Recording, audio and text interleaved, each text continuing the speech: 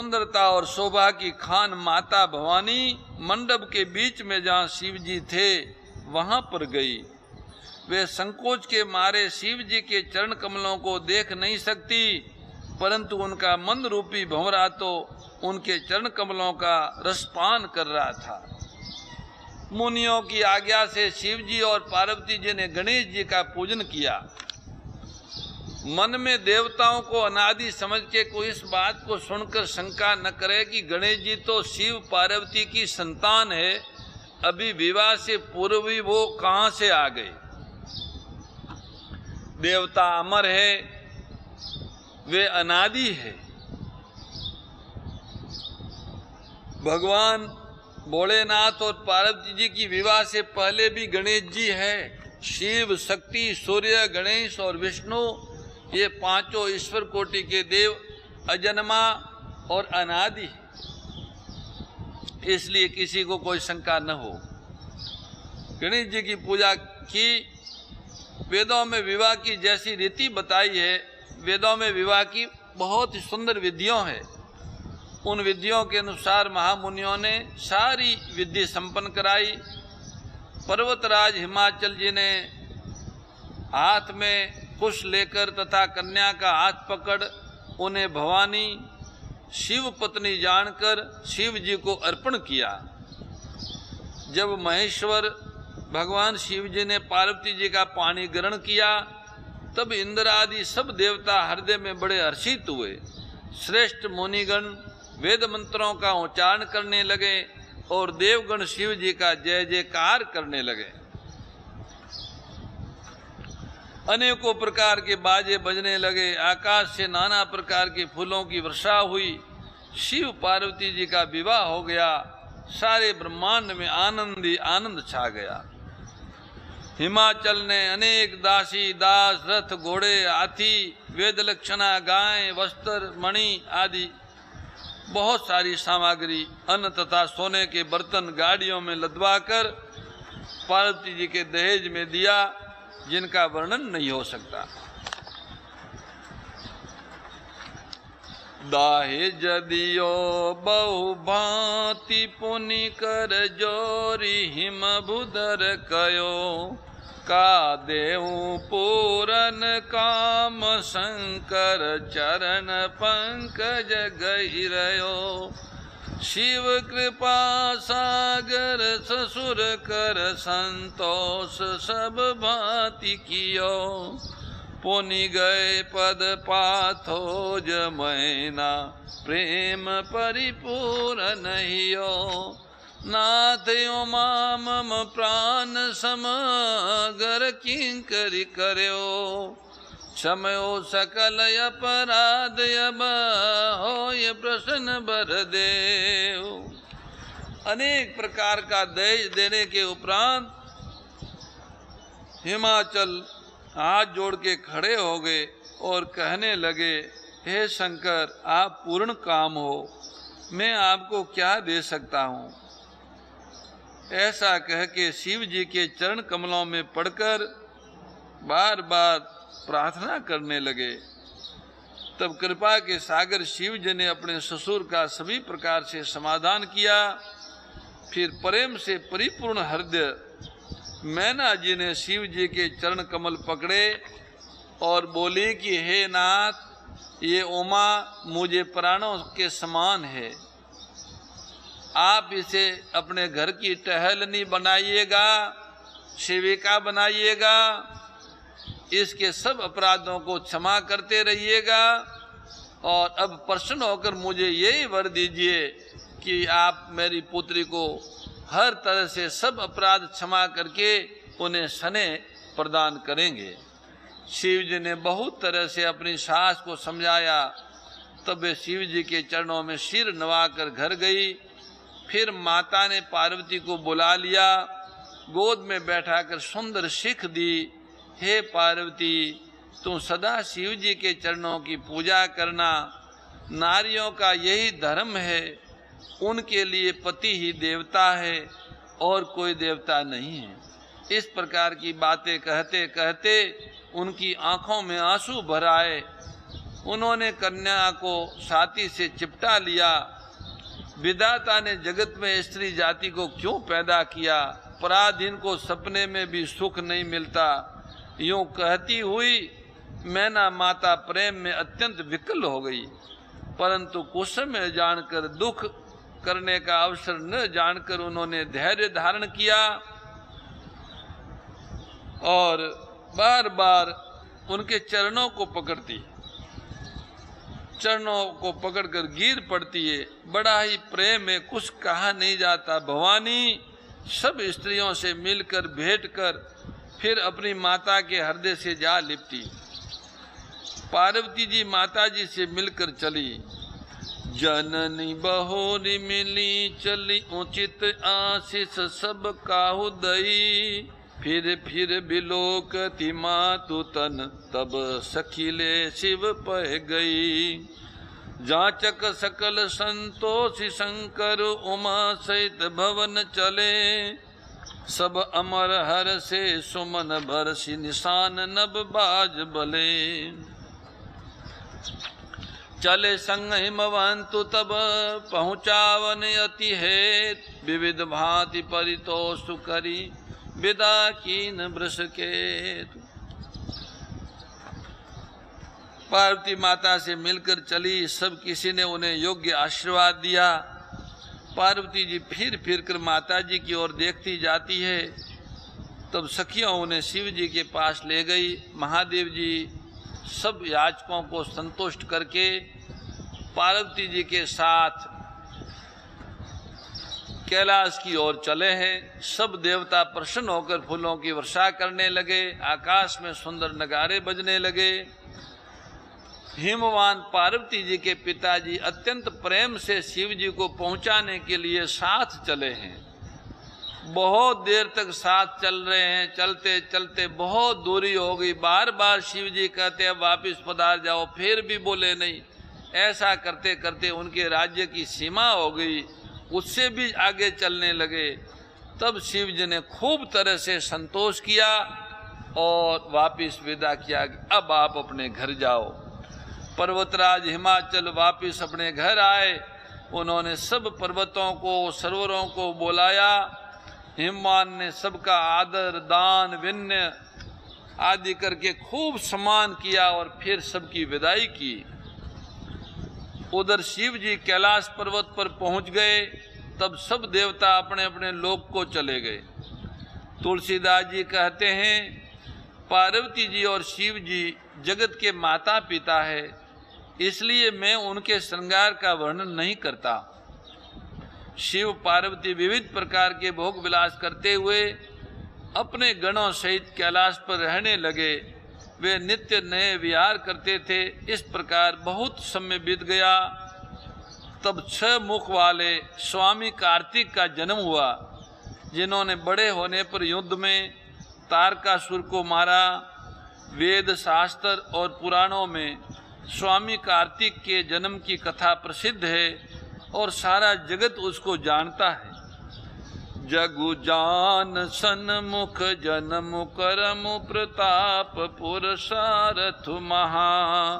तै है तुम्हें वृष के तु सुत कर चरित संक्षेप ही कहा। ये उमा शंभु विबाहु जे नर नारी कही जे गावही। कल्याण काज बीवा मंगल सर्वदा सुख पावही। चरित सिंधु गिरजा रमन वेदन पावही पारु। बरने तुलसीदास किमी अतिमति मंद गवारु। स्वामी कार्तिक के जन्म कर्म प्रताप और महान पुरुषार्थ को सारा जगत जानता है। तुलसीदास जी कहते हैं इसलिए मैंने शिव जी के पुत्र का चरित्र संक्षेप में ही कहा है।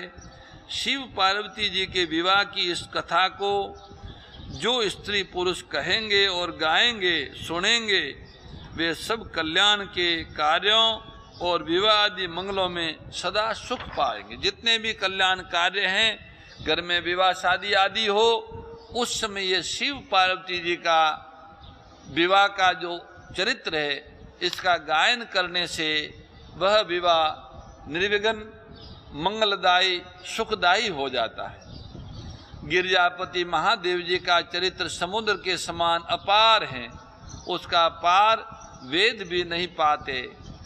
शिव जी के रसीले और सुहावने चरित्र को सुनकर मुनि भरद्वाज जी ने बहुत ही सुख पाया।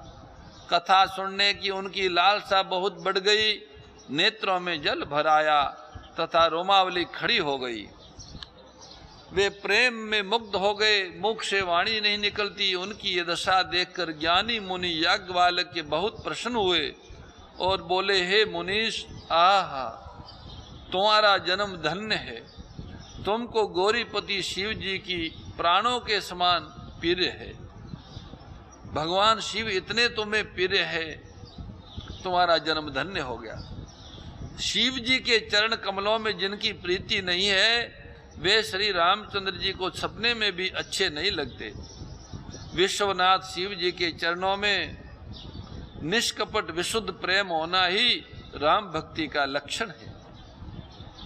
शिव पद कमल जिनहि रति नाही, राम ते सपने न सुहाई। बिनु छल विश्वनाथ पद नेहु, राम भगत कर लक्षण एहु। शिव सम को रघुपति व्रतधारी, बिन अगत जी सती असी नारी। पनु करी रघुपति भगति दिखाई, को शिव सम राम प्रिय भाई। प्रथमी में कही शिव चरित, बूझा मर्म तुम्हार। सुचि सेवक तुम राम के, रहित समस्त विकार। सियावर रामचंद्र भज जय शरणम, शंकर हरि ओम जय जय श्री राम, जय जय हनुमान हरि की जय। धन्य हो, धन्य हो, आपका इतना प्रेम शिव जी के चरणों में। याज्ञवल्क्य जी बार बार भरद्वाज जी को आशीर्वाद देते हैं, प्रसन्न होते हैं और कहते हैं कि शिव जी के चरण कमलों में जिनकी प्रीति नहीं है, वे श्री रामचंद्र जी को सपने में भी अच्छे नहीं लगते। विश्वनाथ जी, भगवान शिव के चरणों में निष्कपट विशुद्ध प्रेम होना ही वास्तव में राम भक्त का लक्षण है। जो राम भक्त होगा, उनका भगवान शिव जी के चरणों में अनन्य प्रेम होगा। शिव जी के समान रघुनाथ जी की भक्ति का व्रत धारण करने वाला कौन है, जिन्होंने बिना ही पाप के सती जैसी स्त्री को त्याग दिया और प्रतिज्ञा करके श्री रघुनाथ जी की भक्ति को दिखा दिया। हे भाई, श्री रामचंद्र जी को शिव जी के समान और कौन प्यारा हो सकता है। मैंने पहले ही शिव जी का चरित्र कहकर तुम्हारा भेद समझ लिया। तुम श्री रामचंद्र जी के पवित्र सेवक हो और समस्त दोषों से रहित हो। ऐसा कहकर इतना ही नहीं, मैंने तुम्हारा गुण और शील भी जान लिया। अब मैं श्री रघुनाथ जी की लीला कहता हूँ, सुनो। याज्ञवल्क्य जी बोले, हे भरद्वाज मुनि, आज तुम्हारे मिलने से मेरे मन में जो आनंद हुआ है वह कहा नहीं जा सकता। हे मुनीश्वर, रामचरित्र अत्यंत अपार है, 100 करोड़ श्रेष्ठ जी भी उसे नहीं कह सकते हैं। तथापि जैसे मैंने सुना है, वैसा वाणी के स्वामी, प्रेरक और हाथ में धनुष लिए हुए प्रभु श्री रामचंद्र जी का स्मरण करके कहता हूँ। सरस्वती जी कठपुतली के समान हैं और अंतर्यामी स्वामी रामचंद्र जी सूत पकड़कर कठपुतली को नचाने वाले सूत्रधार के समान हैं। अपना भक्त जानकर जिस कवि पर वे कृपा करते हैं, उसके हृदय रूपी आंगन में सरस्वती जी को वे नचाया करते हैं। उन्हीं कृपालु श्री रघुनाथ जी को मैं प्रणाम करता हूँ और उन्हीं के निर्मल गुणों की कथा कहता हूँ। कैलाश पर्वतों में श्रेष्ठ और बहुत ही रमणीय है, जहाँ शिव पार्वती जी सदा निवास करते हैं। सिद्ध तपस्वी योगी गण देवता, सिद्ध तपोधन जोगी जन, सुर किन्नर मुनि वृंद, बसैता सुकृति सकल, सेवई शिव सुख कन। ये सभी उस हिमालय में निवास करते हैं और भगवान शिव जी के चरणों की सेवा करते हैं। जो भगवान विष्णु और भगवान महादेव जी से विमुख है, जिनकी धर्म में प्रीति नहीं है, वे लोग सपने में भी वहां नहीं जा सकते। उस पर्वत पर एक विशाल बरगद का पेड़ है, जो नित्य नया और सब काल 100 ऋतुओं में सुंदर रहता है। वहाँ तीनों प्रकार की शीतल, मंद और सुगंधित वायु निरंतर बहती रहती हैं और उसकी छाया बड़ी ठंडी रहती है। वह शिव जी के विश्राम करने का वृक्ष है, जिसे वेदों ने गाया है। एक बार भगवान शिव जी उस वृक्ष के नीचे गए और उसे देखकर उनके हृदय में बहुत आनंद हुआ। अपने हाथ से वागांबर बिछाकर कृपालु शिव जी स्वभाव से बिना किसी खास प्रयोजन के वहां बैठ गए। कुंद के पुष्प, चंद्रमा और शंख के समान उनका गौर शरीर था। बड़ी लंबी भुजाएं थी और वे मुनियों के से बलकल वस्त्र धारण किए हुए थे। उनके चरण नए पूर्ण रूप से खिले हुए लाल कमल के समान थे। नखों की ज्योति भक्तों के हृदय का अंधकार हरने वाली थी। साप और भस्म उनके भूषण थे। उन त्रिपुरासुर के शत्रु शिव जी का मुख शरद पूर्णिमा के चंद्रमा की शोभा को भी फीका करने वाला था। जटा मुकुट सुर सरित शिर, लोचन नलिन विशाल, नीलकंठ लावण्य निधि, सौबाल विदुभाल। उनके सिर पर जटाओं का मुकुट और गंगा जी शोभायमान थी। कमल के समान बड़े बड़े नेत्र उनका नीलकंठ था और वे सुंदरता के भंडार थे। उनके मस्तक पर दिव्यता के चंद्रमा शोभित थे। कामदेव के शत्रु शिव जी वहां बैठे हुए ऐसे शोभित हो रहे थे, मानो शांत रस ही शरीर धारण करके वहां बैठा हो। परम श्रद्धेय गौरीशी स्वामी श्री दत्त शरणानंद जी महाराज की प्रेरणा व मार्गदर्शन में विश्व के सबसे बड़े गौ सेवा संस्थान श्री गोधाम महातीर्थ पथमेड़ा द्वारा संरक्षित लाखों बीमार, विकलांग, वृद्ध एवं अशक्त गोवंश वेद लक्षणा गोमाता की सेवा के साथ साथ भारतीय गोवंश का संरक्षण, संपोषण, संवर्धन एवं उनसे प्राप्त पंचगव्यों का परिष्करण व विनियोग करना, घर घर गोपालन, गो अभ्यारण्य, घास चारा उत्पादन हेतु गोचर भूमि का विकास, गोपालन लोक संस्कृति के पुनर्जागरण हेतु वेद लक्षणा गो महिमा का प्रचार प्रसार करना तथा गोपालक किसानों के स्वावलंबन हेतु गो कृषि अन्न एवं गो दुग्धान का गुणवत्ता युक्त बाजार तैयार करना श्री गोधाम महातीर्थ का पावन उद्देश्य है। आप सभी दानदाता श्री गोधाम महातीर्थ पथमेड़ा द्वारा संचालित गो सेवा महाअभियान में बढ़ चढ़कर सहयोग कर लाखों बीमार, विकलांग, वृद्ध एवं अशक्त गोवंश के गोग्रास सेवा हेतु श्री गोधाम महातीर्थ पथमेड़ा लोक पुण्यार्थ न्यास के बैंक ऑफ बड़ौदा खाता संख्या 084901000238827 IFSC कोड BARB 0 ASHRAM शाखा आश्रम रोड अहमदाबाद में गोग्रास सेवा निमित्त जमा कर सकते हैं। अधिक जानकारी के लिए संपर्क करें 7742093179 7665059999 7073000151।